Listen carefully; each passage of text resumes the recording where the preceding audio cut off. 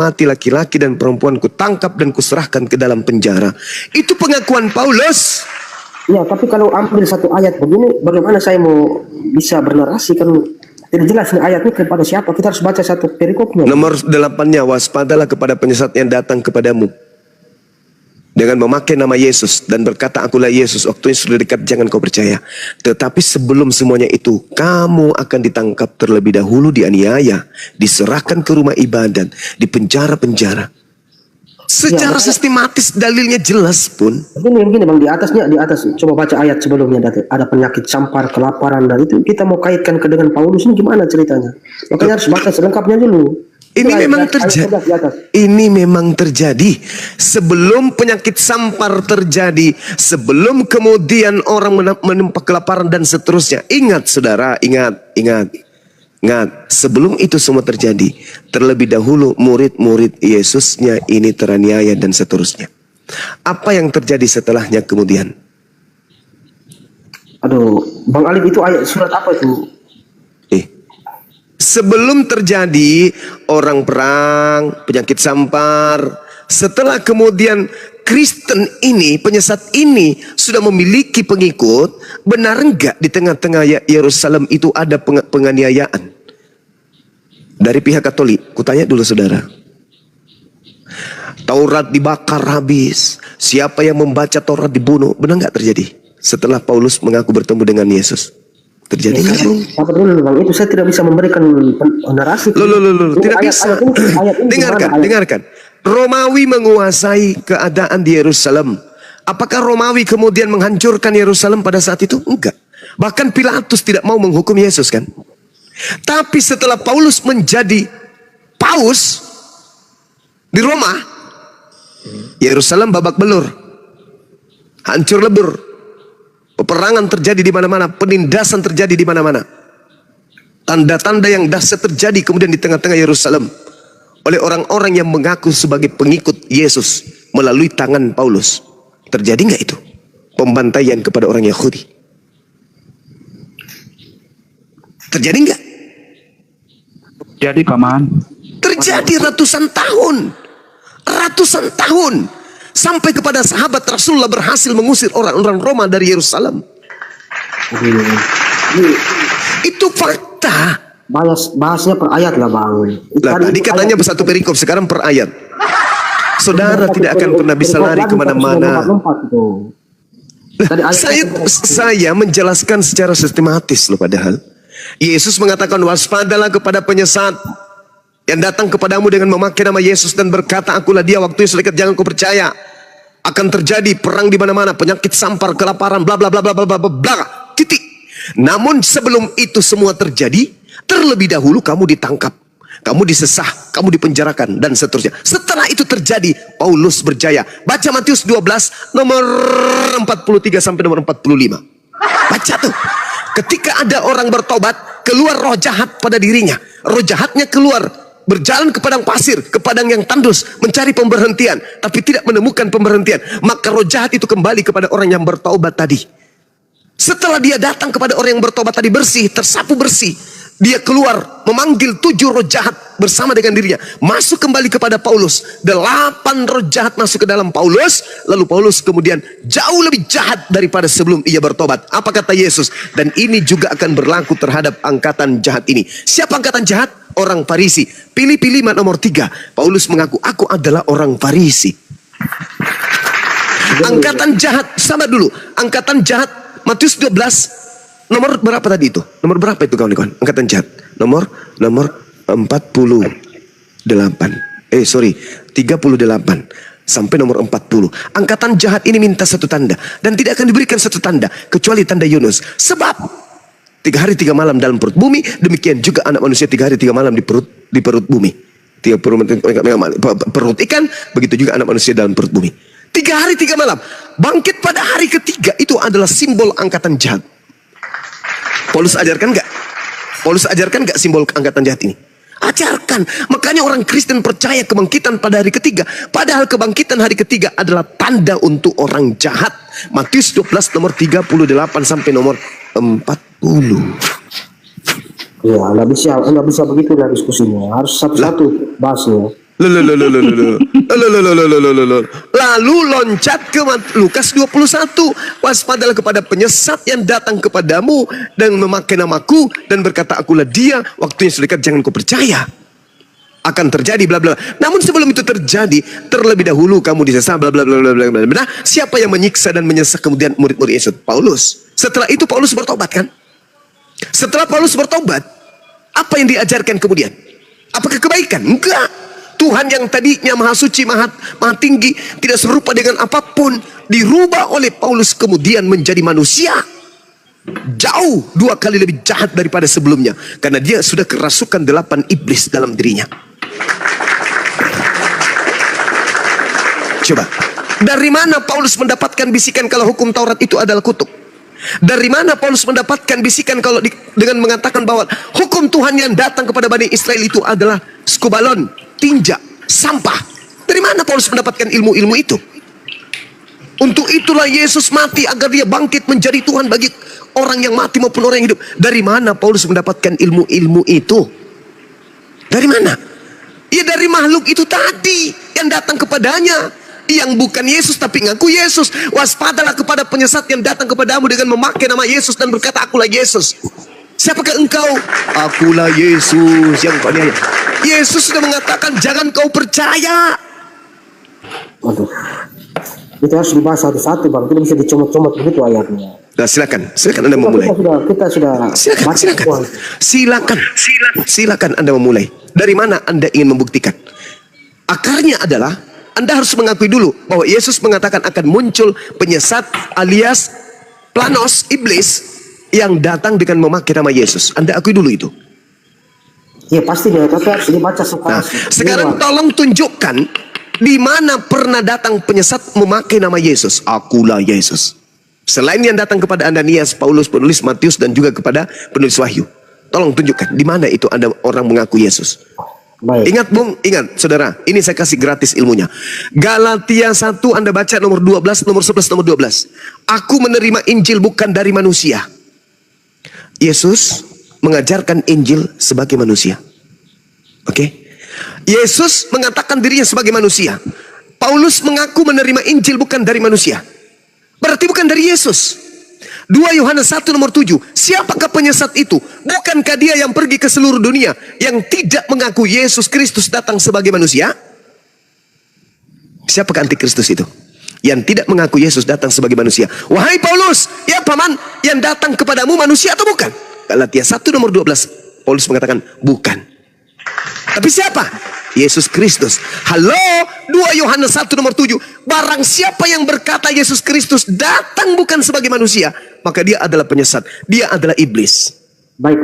Sekarang tapi faktanya bahwa semua Kristen di seluruh dunia mengaku itu Yesus datang sebagai manusia. Tidak ada satupun yang tidak itu bang. Itu kebohongan dan kemunafikan. Anda ngerti tahu orang munafik? Lain di mulut, sabar. Lain di mulut, lain di perbuatan. Orang Kristen mengatakan Yesus itu datang sebagai manusia. Coba Anda lihat ke gereja. Siapa yang mereka sembah? Lain di mulut, lain di perbuatan. Itu munafik. Makanya Yesus berkata, waspadalah, celakalah engkau wahai orang Farisi, ahli Taurat, wahai orang munafik. Lain di mulut, lain di perbuatan. Anda mengatakan Yesus datang sebagai manusia. Hanya orang gila yang mau menyembah manusia. Yang Anda sembah manusia atau bukan? Yang kita sembah sesuai perintah Yesus, berdoalah. Yang Anda sembah manusia atau bukan? Yang kita sembah sesuai perintah Yesus. Saya tidak tanya itu Anda menyembah sesuai dengan perintah siapa. Yang saya tanya, yang Anda sembah manusia atau bukan? Orang besar. Dia mengatakan Yesus itu adalah Tuhan dan manusia juga.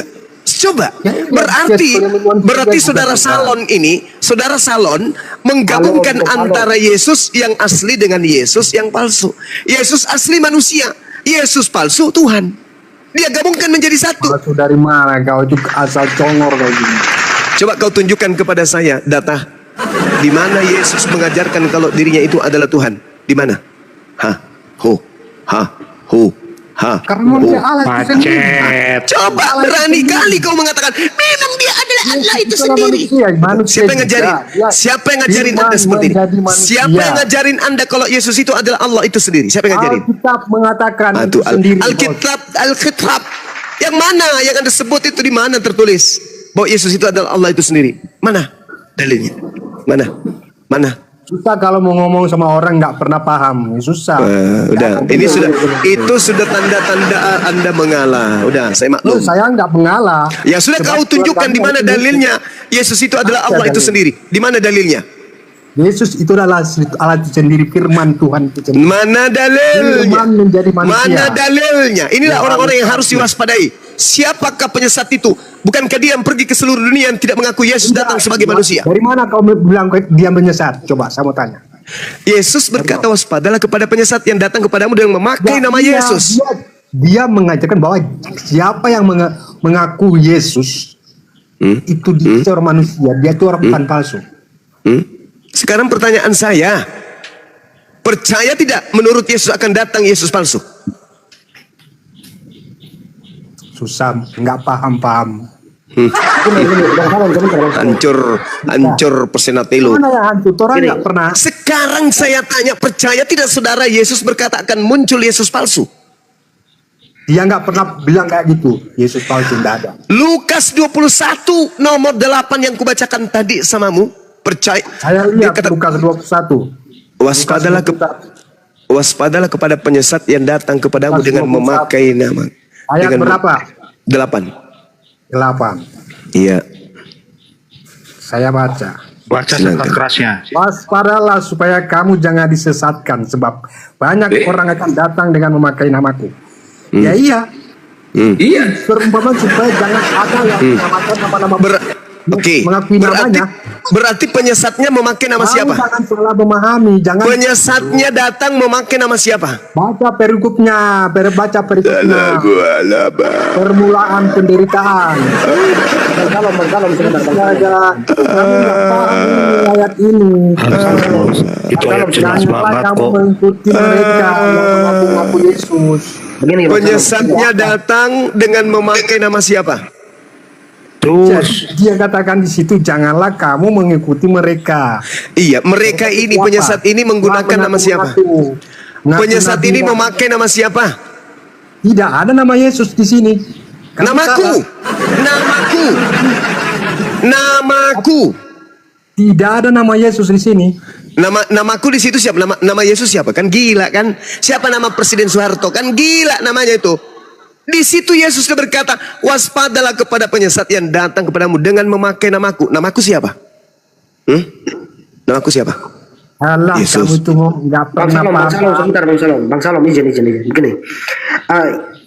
Ini sebenarnya ada keterbatasan penerjemahan ke dalam bahasa Indonesia, Bang. Paulus itu tidak pernah menyebut Yesus itu Tuhan. Jadi Paulus itu tidak pernah salah. Yang ada di terjemahan asli itu kurios, Tuhan. Nah, sementara kata Tuhan ini munculnya kapan? Jauh setelah abad ke-1. Oke. Tuhan ini baru, kata Tuhan ini baru. Yesus itu Oke. Tuhan, guru dan Tuhan, bukan Tuhan. Oke. Tuhan ini baru kata muncul, kata Tuhan ini ada Berarti saudara Martin menganggap Yesus ini hanya rasul utusan. Sabar dulu, belum ke situ. Sabar dulu. Jadi gini, dia mau Tuhan atau Tuhan. Bahaya ini. Sabar dulu. Bahaya itu, Bang. Proses penerjemahan dari bahasa asing ke apa? Ya udah, kesimpulannya Tuhan kurios. Betul itu. Iya, begini. Nah, Mau berarti dia Anda sudah Tuhan. mengakui bahwa Yesus itu bukan Tuhan. Ya sabar dulu, saya belum kasih kesimpulan. Saya baru mulai bernarasi. Sabar dulu. Jadi entah dia mau Tuhan ataupun Aduh. Tuhan, dia tetap penguasa karena berangkat dari dasar yang sama. Tuhan itu Alamak. penguasa juga. Alamak. Tuhan pun penguasa. Hanya kalau Yesus sebagai Tuhan, Tuhan ini dia penguasa di mana? Tidak mungkin dia penguasa di bumi saja kan? Dia secara riwayat dalam Alkitab maupun Al-Quran atau Isa Al-Masih, nah, dia berkuasanya di mana? Seandainya dia sebagai Tuhan, bukan Tuhan kan? Tuhan saja. Anda tahu tidak kalau menurut Yesus penguasa dunia ini adalah iblis? Anda tahu nggak? Nah, itu lain urusannya lah. Beda. Gimana ceritanya? Yesus berkata, tidak lama lagi aku akan berkata-kata dengan kalian. Sebab penguasa dunia telah datang dan iblis tidak berkuasa atas diriku sedikit pun. Iblis itu penguasa dunia. Makanya ketika Lukas menuliskan Lukas 4, Yesus dicobai oleh iblis. Kenapa? Karena iblis mengaku sebagai penguasa dunia. Aku diberikan kuasa kepadaku, kuasa dunia. Oke, hanya perbedaan abang dengan saya tidak percaya perkataan iblis, abang percaya perkataan iblis, itu persoalannya. Sekarang menurut saudara barusan Anda mengatakan Yesus itu penguasa di dunia kan? Sekarang abang bawa dalil ke iblis tadi, yang permasalahan sekarang. Di mana dalilnya Yesus di mana dalilnya Yesus mengatakan aku diberi kuasa di atas muka bumi ini? Itu di mana dalilnya? Tunjukkan kepada saya. Ya pada saat dia diangkat ke surga kan? Nah, sekarang pertanyaan saya, di mana Yesus mengatakan kepadaku telah diberi kuasa di dunia? Mana dalilnya? Ya saat dia mau diangkat ke surga itu bang, ada tuh. Padaku telah diberikan kuasa di bumi dan itu setelah keluar dari kubur kan? Iya pastinya. Dan sebelumnya pun sudah ada itu, ada. Di mana itu tertulis? Di mana tertulis? Saya kejar saudara sekarang ini. Di mana tertulis bahwa Yesus berkata kepadaku telah diberi kuasa di dunia? Itu tertulis di mana? Itu munculnya nanti di Matius 28, Bung. Ketika ada manusia keluar dari kubur, manusia itulah yang berkata, kepadaku telah diberi kuasa, pergilah ke seluruh bangsa, jadikan seluruh bangsa menjadi pengikutku. Itu siapa yang keluar dari kubur? Yesus pastinya. Oh no, Anda baca Yohanes 12 nomor 31. Sekarang berlangsung penghakiman atas dunia ini. Sekarang juga penguasa dunia ini akan dilemparkan keluar. Keluar dari mana? Keluar dari kubur. Siapa yang keluar dari kubur? Iblis. Sejenak di dalam Yohanes 12 ketika Yesus ingin meninggalkan dunia, dia mengatakan apa? Sekarang berlangsung penghakiman atas dunia ini. Sekarang juga penguasa dunia ini akan dilemparkan keluar. Keluar dari mana? Bukankah Adam dan iblis dilemparkan ke bumi? Sudah ada di bumi. Nah, sekarang ketika Yesus berkata akan dilemparkan. Dilemparkan dari mana ke mana? Iya, abang bawa dalilnya lompat-lompat ini, jadi saya juga. Bukan lompat-lompat. Ini sesaat Yesus sebelum terangkat ke langit, Bung. Sebelum ada upaya menangkap dirinya, Yesus berkata, suara yang kamu dengar itu bukan karena aku, melainkan karena kamu. Sekarang berlangsung penghakiman atas dunia ini. Sekarang juga penguasa dunia ini akan dilemparkan keluar. Keluar dari mana? Waduh. Saudara, saya kasih. Lompat-lompat, jadi saya juga bingung. Saya tidak loncat-loncat, saudara.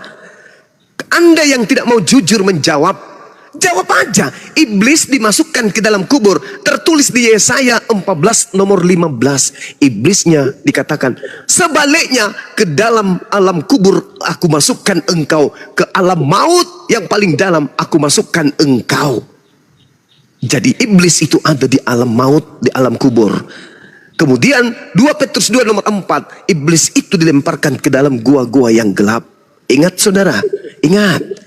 Jasad yang Anda kira Yesus dimasukkan ke dalam gua milik Yusuf Arimatea.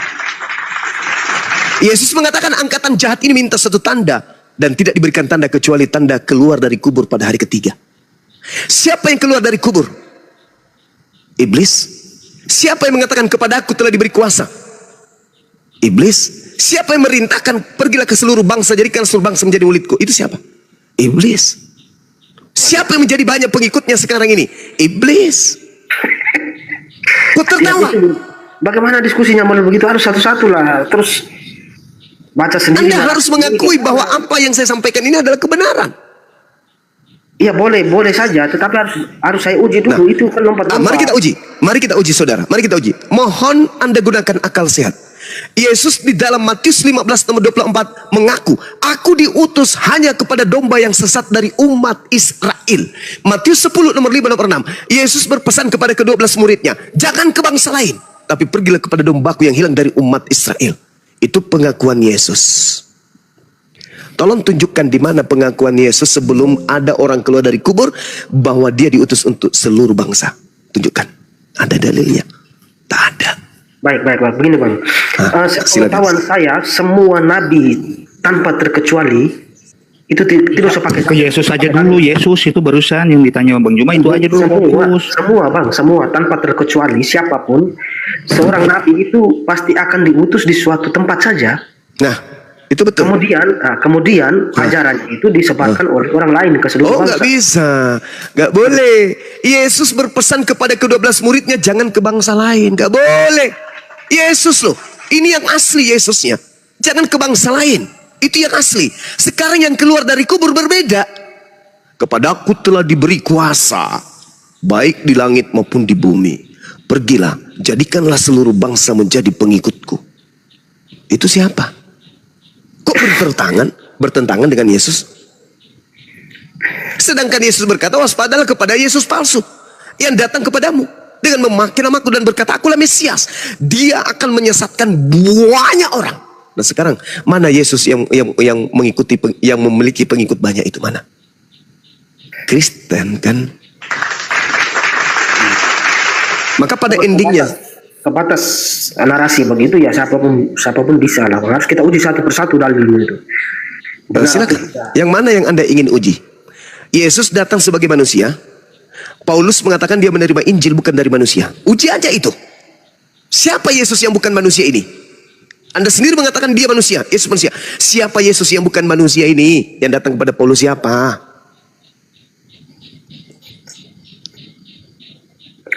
Iya, itu karena kami sudah bahas. Kami coba-coba mempelajari juga bang, walaupun Oke saudara, thank you. Yesus dilahirkan manusia, Maria melahirkan manusia. Anda baca kemudian di dalam Lukas 2 nomor 11. Pada hari ini telah lahir bagimu Juru Selamat, manusia yang diurapi Tuhan di kota Daud. Yang lahir manusia, Kristus. Kristus itu Mesias. Mesias itu manusia yang diurapi. Berarti yang lahir adalah manusia yang diurapi Tuhan di kota Daud. Yang lahir manusia loh. pastinya semua Kristen mengaku itu bang. Yesus lahir sebagai manusia. Oke, Yesus lahir sebagai manusia. Yang datang kepada Paulus bukan manusia. Itu siapa? Itu setelah Yesus kembali ke surga, dia datang Wow, berarti setelah dia keluar dari kubur, dia bukan lagi manusia kan? manusia. Loh, yang datang kepada Paulus bukan manusia, Bung. Ya itu setelah dia diangkat ke surga bang. Berarti manusia tadi berubah menjadi bukan manusia. Ya sabar dulu. Ah, ini bahaya ini. Iblisnya kuat. Begini. Oke, sekarang kita bawa ke versi Islam bahwa dia ditidurkan di langit kan? Yes. Ya. Sekarang Itu di dia, Mazmur 91 pun ada. iya, sekarang bisa saja kalau saya buat perbandingan Ya. berdasarkan narasi abang tadi, setelah Yesus diangkat dagingnya kemana kan begitu? Yesus Kalau diangkat kita- dagingnya. Yesus terangkat lengkap dengan jasadnya, Bung. Nah itu makanya saya buat perbandingan. Nah, ketika dia terangkat, dia tetap manusia, Bung. Iya, makanya saya buat perbandingan. Yang datang kepada Paulus bukan manusia, Bung. Iya memang kalau Allah Tuhan itu datang kepada nabi-nabi sebelumnya dengan Kok cahaya jadi saja. Tuhan Yesus ini? Yesus kan manusia. Kalau memang cara datangnya Tuhan sebelum Yesus kan begitu dengan cahaya yang terang. Hei, Sama persis. Lukas 10 nomor 18, Yesus sendiri berkata, aku melihat iblis jatuh dari langit ke bumi berupa cahaya. Yang datang kepada Paulus hanya berupa cahaya. Nabi Musa pun dia melihat Allah dengan cahaya juga. Berarti yang mana yang benar? Oke, sekarang jangan tanya itu. Sekarang saya tanya sama saudara. Kisah Para Rasul 1 nomor 11. Malaikat berkata, Yesus yang kau lihat terangkat ke langit akan datang kedua kalinya, sama seperti engkau melihat terangkat ke langit. Yesus terangkat dengan jasad, datang kedua kalinya dengan jasad. Oke. Yesus berkata di dalam Matius 24 nomor 30. Kedatanganku nanti sebagai anak manusia dan seluruh manusia di atas muka bumi akan datang meratap. Itu kedatanganku yang kedua. Matius 24 nomor 27. Sama seperti cahaya yang terlontar dari timur sampai ke barat, demikianlah nanti anak manusia. Yang datang manusia, yang datang anak manusia. Kata Yesus, jadi waspadalah kepada penyesat. Apabila ada orang berkata ada Yesus di sini, ada Yesus di sana, jangan kau percaya. Sebab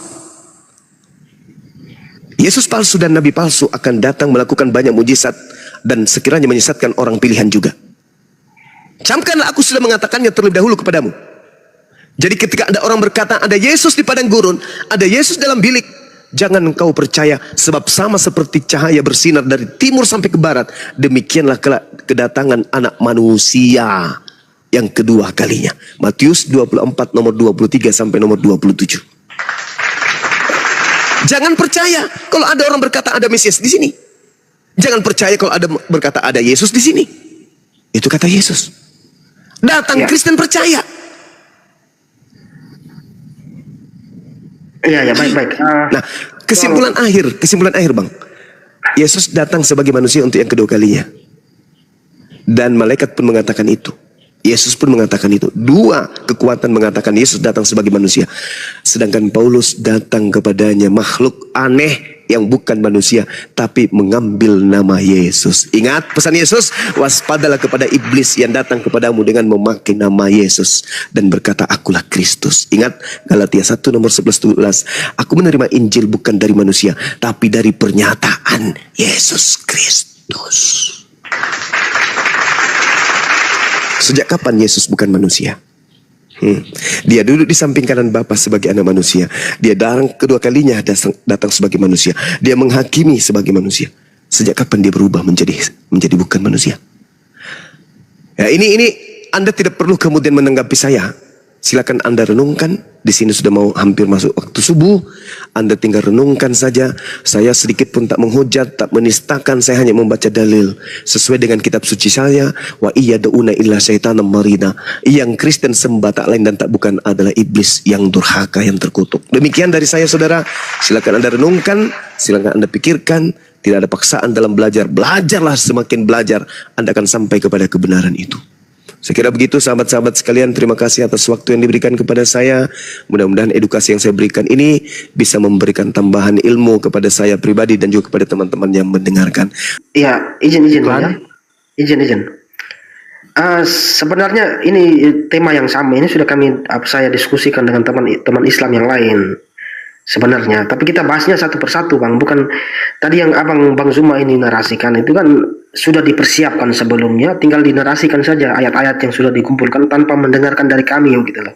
Apa maksudnya ayat itu? Jadi yang tadi saya mau bingung mau jawab apa nih, karena ayatnya lompat-lompat. Jadi saya diam saja dari tadi ini. Mau jawab yang mana gitu.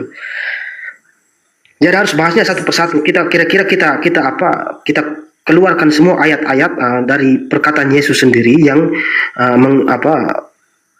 sekiranya untuk menunjukkan seseorang itu masuk ke dalam kategori Mesias palsu atau Nabi palsu itu menurut Yesus sendiri itu apa? Kita keluarkan dulu, kita keluarkan pernyataan Yesus Mesias palsu itu seperti apa menurut Yesus, kita catat dulu.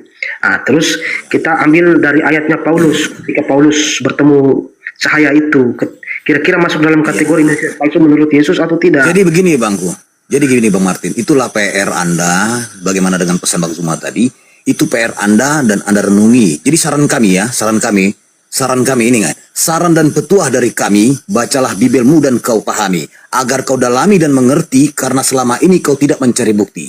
Begitu banyak ayat yang kontradiksi, namun kau tidak pernah menyelidiki. Cobalah baca sejenak dari dini, terungkap semua cerita kisi-kisi. Kami tidak pernah benci pada kalian, tapi kami ingin kalian sehat walafiat. Kami hanya berucap dan membacakan agar kalian kembali tobat dan tidak tersesat. Sejago-jagonya kalian berdebat tidak menjadikan kalian menang dan hebat. Sepintar-pintarnya kalian menjerat Bibelmu sendiri yang tampol dan menyengat. Kalian jangan iri dengan kami APII, karena tugas kami kasih kau terapi. Sopan dan beradablah berdiskusi agar Anda dan penonton di bawah juga mendapat edukasi. Begitu. Sekian, terima kasih. Iya. Terus di dalam tafsir Al-Qurtubi dan salah satu tafsir satu lagi. Itu di dalam itu tafsir nama Paulus juga ada, Yohanes, Simon dan Paulus yang diutus ke Arab. Yasin, aduh. Iya, artinya bahwa teman-teman Islam juga harus cari tahu itu yang benar. Jangan sampai teman-teman menuduh Paulus ini nabi palsu atau Mesias palsu dan sebagainya, tetapi di dalam Islam sendiri mengakui dia. Maksud saya pastikan dulu. Mengakuinya. Maksud saya pastikan dulu, Bang. Bukan berarti saya menyuruh Abang harus mengakui dia. Pastikan dulu loh. Karena di dalam tafsir Al-Qurtubi dengan salah satu tafsir Ibnu Katsir kalau tidak salah, Walaupun Ibnu Katsir itu tidak menyebutnya Paulus, tapi disebut Baulus di situ. Harus dipastikan itu Bulus, bukan Paulus, Bulus. Gimana? Bulus atau Baulus lah itulah. Karena di situ ada Samun, Yohana dan Paulus. Sementara yang saya tahu Zamun itu diterjemahkan jadi Simon, Yohana diterjemahkan jadi Yohanes. Giliran pas di Paulus, tetap Paulus, tidak mau diterjemahkan jadi Paulus. Nah, itu ada apa di situ? Harus dipertanyakan juga. Kenapa Yohana diterjemahkan jadi Yohanes, Samun diterjemahkan jadi Simon, giliran di Paulus tetap giliran di Bulus tetap Bulus, tidak mau diterjemahkan jadi Paulus. Itu kan menjadi soal juga di situ. Kenapa dua yang lain mau diartikan sebagai Simon dan Yohanes, giliran Bulus tidak mau diterjemahkan tetap Bulus? Sudah selesai? Oke. Ya udah selesai. Silakan Ya. mungkin. Kores.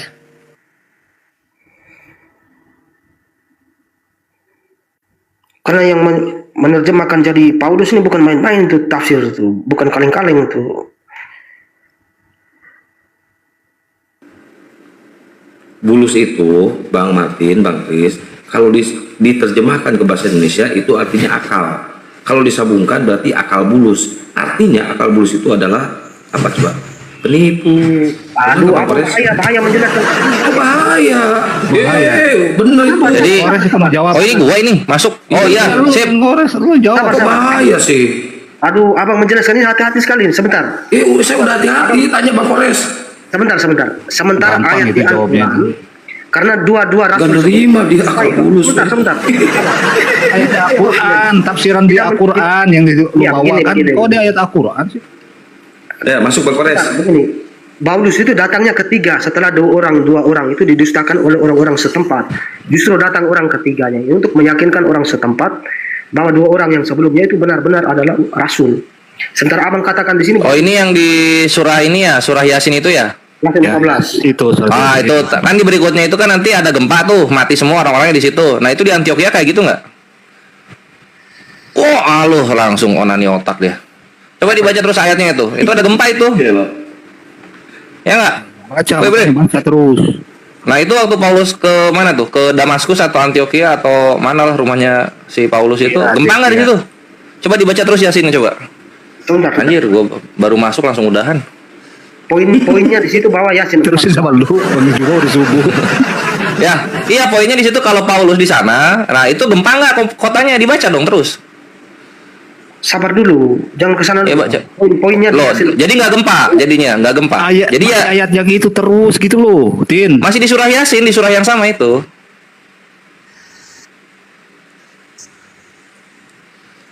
Waduh, terdiam dia. Iya, maksudnya Ambil mau pusreng loh. yang kemana lagi nih?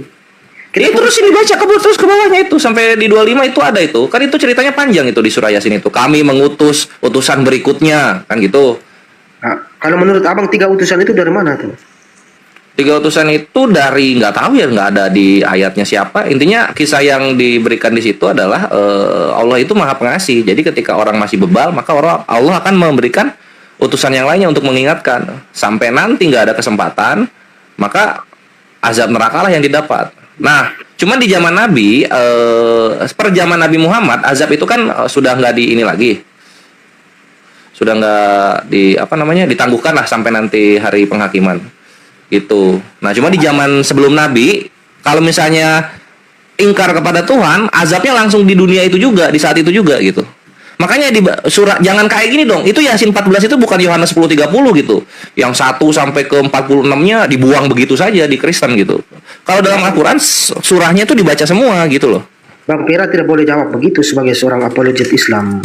Loh enggak, makanya gue jawab tadi gitu loh. Ada gempa nggak ketika kalau misalnya mau Paulus di sana, dalam kisahnya Paulus ada gempanya nggak gitu loh. Gini, entah mau dia Paulus atau bukan, ketika saya Entah mau dia Paulus atau bukan. Mantap. sabar gini. Oh, sabar, gue disuruh sabar. Saya Gue bertanya. disuruh sabar sekarang. Oke. Saya tanya 3 orang di dalam surat Yasin di dalam Al-Quran itu siapa? Abang jangan bilang tidak tahu. Lo bukan tadi yang lu tanya itu soal apa namanya? Itu dari kota mana ya? Gue nggak tahu kalau dari kota mananya. Baik, Kalau orangnya siapa aja, gue tahu itu. dari mana? Itu asalnya dari mana itu 3 orang itu? Kalau abang bilang Oh, ya. bilang tidak tahu berarti bagaimana itu? sebagai Bagaimana apologet apanya? Islam yang seharusnya. Gini. Dalam Islam itu begini. Kalau misalnya di Al-Quran tidak dituliskan, maka nggak ada manfaatnya bagi kami untuk tahu gitu. Karena Allah itu kan firman-Nya nyata, kan gitu. Jadi kalau misalnya Allah beritahu, maka itu ada manfaatnya untuk kita. Gitu, berarti ayat Bre. itu tidak nyata, berarti ayat itu tidak nyata dan tidak bermanfaat gitu Bang ya. Ada manfaatnya kecuali rumahnya di mana gitu. Misalnya contoh ditaruh di Cimahi, terus kalau udah di Cimahi terus apa? Hati-hati Kan gitu. jawabnya. Masa ayat Al-Quran tidak nyata dan tidak bermanfaat sih? Kalau misalnya nggak dituliskan ya nggak manfaat gitu, Martin. Sama kayak gini di Markus 41 kalau nggak salah ya ada tulisan begini. Tunggu ya, ini gua mau savage. Oh nggak jadi. Oke, jadi misalnya ada ayat Al-Qurannya di Markus ya, Markus misalnya. Maka ketika Yesus sedang dibawa ke tempat penyaliban, ada seorang anak muda, dia lari telanjang, meninggalkan selendangnya. Apa manfaatnya itu? Ya memang kan kenyataannya memang begitu, kenapa memang? Enggak, manfaatnya apa? Ya tidak ada manfaatnya memang. Nah itu dia kitab suci, masa nggak ada manfaatnya kan gitu maksud gua. Karena kan tadi lu udah jujur lu nggak ada manfaatnya itu ayatnya gitu. Iya nggak? Jangan disamakan lah itu cerita. Oh iya dong. Dia Gini, Bang. pleset lidah dia. Nah itu nggak gini Martin Chris, lu saja udah mengakui ayat tersebut di kitab suci lu tidak ada manfaatnya. Nah Al-Quran tidak begitu, semua yang ada di dalamnya ada manfaatnya. Sosoknya tidak fair Bang. Sosoknya ini 3 rasul dengan satu orang pemuda yang Nah sekarang 3 rasul gitu, 3 rasul ini kan gitu tidak dikasih tahu tempatnya di mana gitu kan, tidak dikasih tahu namanya di mana di Al-Quran gitu kan. Artinya kisahnya yang ada manfaatnya, bukan nama dan kota kelahirannya. Kayak gitu. Nah sekarang gua balikin di Markus 4152 Markus berapa ya? Markus 41. Markus 15 41 sampai 42 kalau nggak salah ya. Di situ kan ada tuh orang ketika Yesus mau disalibkan, ada seorang muda telanjang. Dia berlari dan melepaskan kain lenannya. Manfaatnya apa gua tanya? hati-hati, itu pun ada orang debater muslim yang mengatakan itu Yesus yang diserupakan itu. Hati-hati. Jangan. Oh ya enggak. Gua nggak perlu hati-hati gitu karena gua nggak ada masalahnya. Siapa namanya? Yang dari Katolik itu mualaf itu sampai. Iya, nah sekarang buat lu itu Yesus bukan? Gimana? Buat lu itu Yesus bukan? Ya bukan lah. Ah, bukan Yesus. Jadi manfaatnya apa itu orang lari bugil ketika Yesus disalib? Diceritakan lagi. Tapi siapa yang lari, sosok siapa itu yang menjadi penting. Rasul dan pemuda biasa kan beda kelasnya. Nah iya, nah sekarang si bugil ini ngapain diceritain di kitab suci yang katanya suci ini? Kan memang Buat apa? nyatanya seperti itu. Nah ada manfaatnya nggak? Tulisin manfaatnya itu supaya tulis Tin, kalau manfaatnya itu supaya kalau kita mandi diajarin telanjang itu manfaatnya. Ya, Bang Andi jangan begitu kan, ada apologet yang menggunakan ayat itu untuk menyatakan Yesus diserupakan. Berarti bergunanya untuk apa? Untuk apologet bukan untuk Kristen kan? Iya, Ya nggak? dulu. Loh, apa lagi yang disuruh sabar? Kenapa gue disuruh sabar? Untuk Kristen, orang yang telanjang itu diceritakan dalam Bible itu manfaatnya apa? Kalau buat apologet ada manfaatnya nggak apa-apa. Cuma kan bukan apologet tidak mengimani kitabnya itu kan. Ini orang Kristen yang mengimani. Tertulis ada orang telanjang ketika Yesus disalibkan. Manfaatnya apa? Beda lah. Ini Rasul dengan orang muda biasa ini kan beda kelasnya. Nah ini Rasul dengan orang muda biasa gitu kan. Nah Rasulnya diceritain dalam Al-Quran. Iya nggak? Nah ada manfaatnya. Kan gitu. Sekarang ini orang yang telanjang diceritain dalam Bible nggak? Ada pastinya. Nah ada apa manfaatnya? Silakan. Iya, perbuatan tidak layak. Apa yang diperbuat oleh orang bugil ini apa? Ya kan mungkin penulisnya melihat atau seperti apa. Kan ada orang. Iya gue tahu penulisnya melihat, gue ngerti. Manfaatnya apa ini orang telanjang diceritain? Kurang kerjaan penulisnya. Iya, ini beda-beda. 3 rasul dan seorang pemuda yang lari telanjang itu kan beda. Ini rasul itu. Beda kelasnya ya. Beda kelasnya ya. Rasul itu tinggi ya. Kalau orang telanjang nggak ada manfaatnya ya.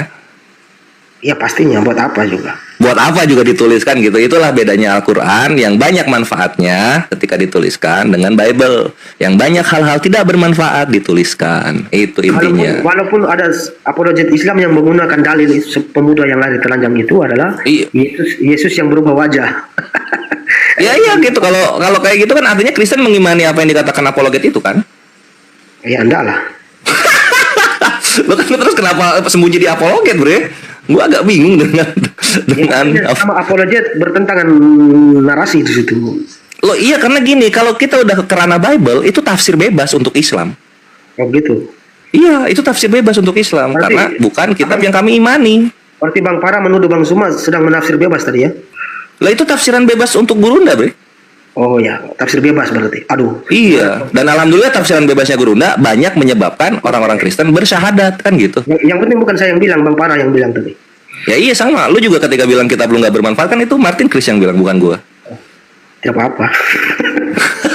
Kitabnya nggak ada manfaat, nggak apa-apa. Lu nggak bisa jebak gua, Bre. Gua tahu apa yang gua omongin. Iya, bukan. Bible itu tafsir bebas untuk orang-orang Islam, itu tafsir bebas di situ. Iya sama, kalau main tafsir bebas kita pun sama bisa lakukan ke kitab mana pun kan tafsirnya bebas. Nah artinya nggak salah dong gue bilang gitu kan. Jadi ngapain lu benturin gua sama Gurunda? Ya kan saya cuma mengkonfirmasi. Lu aja bilang nggak ada salahnya, ya udahlah kalau gitu, thank you konfirmasinya. Intinya balik lagi gitu. Dalam surah Yasin diceritakan utusan yang diutus oleh Allah itu ada manfaatnya untuk Islam. Sedangkan orang yang telanjang diceritakan ketika Yesus disalibkan itu nggak ada manfaatnya sama sekali gitu. Kecuali Martin Chris tahu manfaatnya apa. Ya manfaatnya supaya dipakai oleh apologet Islam untuk menyatakan Yesus diserupakan. Oke, berarti kalau untuk Kristennya sendiri nggak ada manfaat ya? Iya, Boleh nggak gua ketawa, Chris? boleh. Boleh, oke.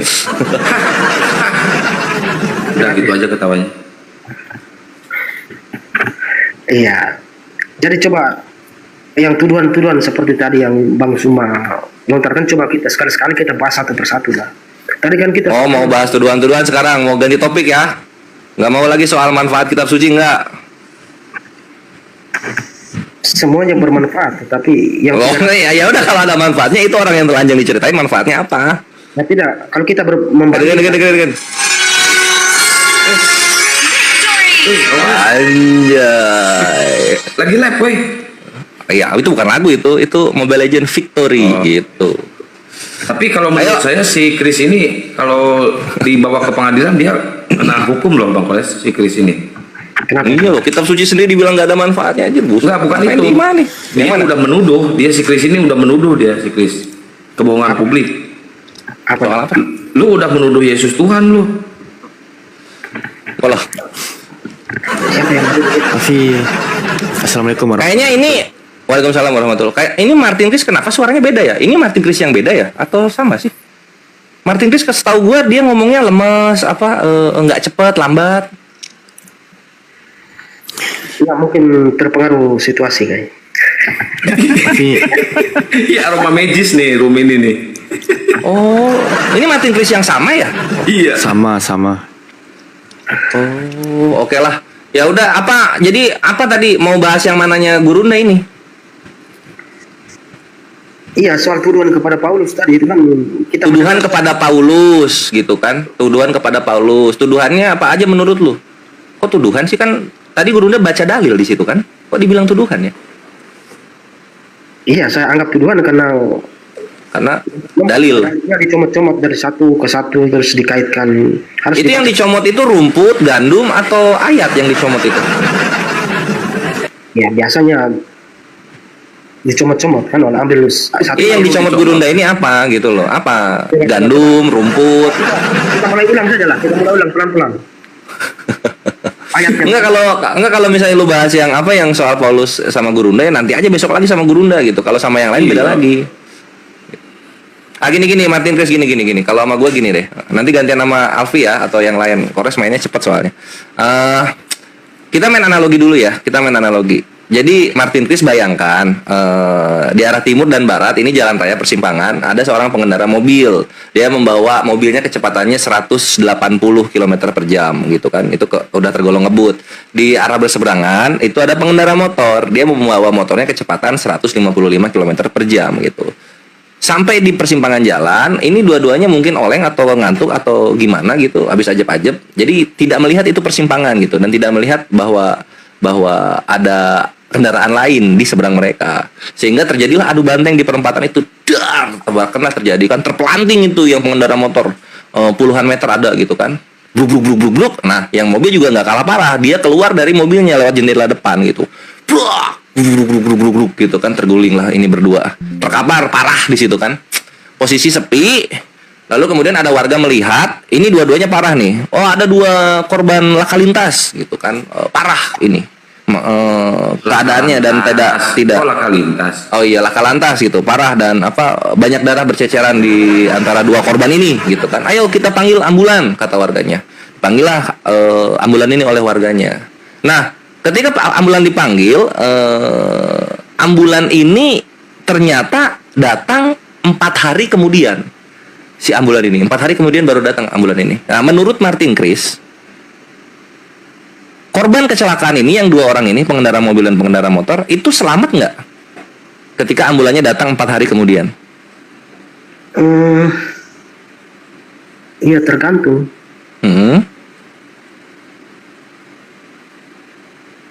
Tergantung di mana? Disalib. Tergantung di mana? Iya kan bisa ada kecelakaan parah pun ada orang yang masih selamat, kan bisa jadi.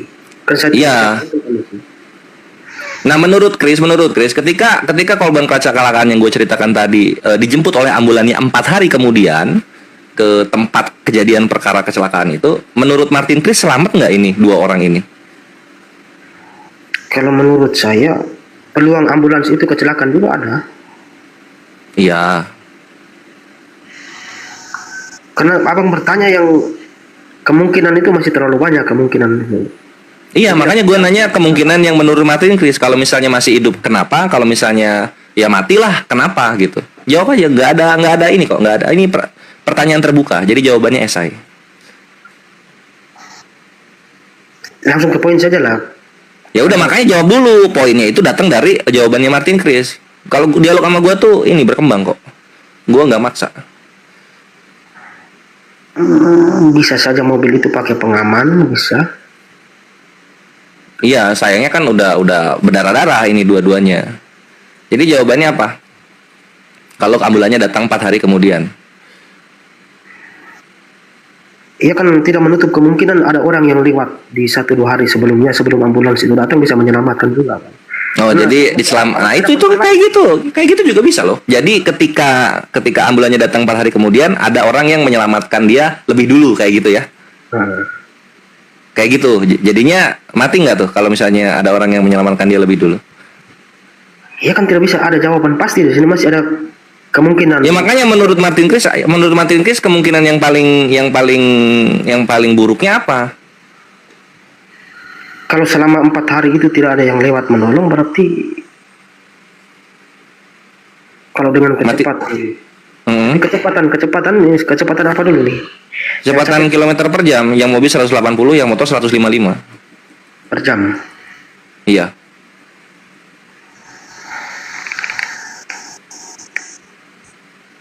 Iya kalau dua-duanya tanpa pengaman dan segala macam udah pasti mati.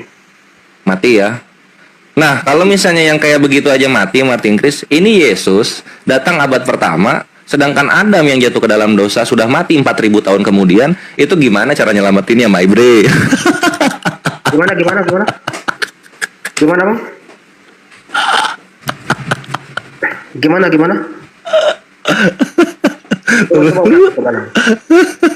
Tadi logika lu menjawab ya pasti mati lah kalau ambulannya datang 4 hari kemudian. Nah sekarang kalau misalnya lu bisa menjawab seperti itu, kok bisa-bisanya lu mengimani seorang juru selamat ya yang datang abad pertama, sedangkan dosanya terjadi 4.000 tahun sebelum dia datang gitu loh. Apa yang mau diselamatin anjir? Adamnya udah meninggal, bre. Oke. Gini bang. Apa? Selamat datang di kebenaran anjir, emang dialog itu seni bre. yang dibebaskan itu adalah pembebasan dari kematian kekal. Jadi, kematian kekal, bukan penebusan dosa ya? Ya penebusan dosa itu dari kematian kekal tadi. Oh, dosa itu yang menyebabkan kematian kekal. Oke, nah ini Adamnya udah mati nih. Sebentar. Nah, gimana? Ketika Adam dikutuk di awal ketika mereka berbuat dosa itu kan, iya. Makanya pasti engkau akan kutuk di situ kan. Di situ kan ada semuanya mati. Terus kehadiran Yesus ini bahwa untuk membebaskan kita dari kematian kekal itu, dari kebangkitan Yesus ini yang kita. Ya telah datangnya lah. Adamnya udah mati. Iya, gini. Dari modal kebangkitan Yesus inilah, dari situ kita percaya bahwa di akhirat nanti itu ada kebangkitan. Tanpa ya buat kalian gitu, buat Adam percuma, Adamnya udah mati. Iya, nanti semua orang yang telah mati di akhirat nanti itu akan dibangkitkan. Karena Yesus Akan dibangkitkan semua orang. semua orang. Ngapain ada penyaliban? Ya dari proses penyaliban itu untuk menggantikan tadi. Artinya tanpa percaya Yesus dan penyaliban semua orang dibangkitkan. Ya menjadi kutuk tadi. Yesus menjadi kutuk awal, menggantikan kutuk yang di awal Adam tadi yang diberikan kepada Gitu. Adam. Oh gitu ya. Firaun juga dibangkitkan. Semuanya, Amalek juga dibangkitkan. semuanya. Tapi tergantung Semuanya. amal ibadah saatnya hidup, saat mereka hidup. Ya gini bang, gini. Sebentar, jangan tertawa dulu. Ya iyalah, ini penyaliban menghapus dosa kan gitu. Ini penyaliban menghapus dosa. Ternyata orang-orang yang berdosa juga dibangkitkan gitu loh. Ya buat apa anjir? Buat apa? Buat apa jadi Kristen kalau gitu? Kalau sama aja. Nah, coba gue sabar deh, gue sabar. Saya mengatakan dibangkitkan. Bukan. Saya tidak pernah mengatakan sudah dibangkitkan pasti masuk surga. Itu sabar dulu, biar ada ceritanya. Oh iya, coba. Sudah dibangkitkan nih. Terus? Jadi ke penyaliban Yesus itu untuk membebaskan kita dari mati kekal. Artinya semua orang yang percaya kepada Yesus ada peluang untuk masuk surga gitu. Kalau Ada peluang untuk masuk surga. kembali kepada perbuatan dia sehari-hari, dia berbuat baik atau berbuat dosa selama hidupnya. Lebih Oh jadinya ujung-ujungnya perbuatan lah yang menyelamatkan ya? Iya, tetapi penyaliban Oh mantap lah kalau gitu, sip. penyaliban Iya. itu menjamin kita peluang kita untuk masuk surga itu ada.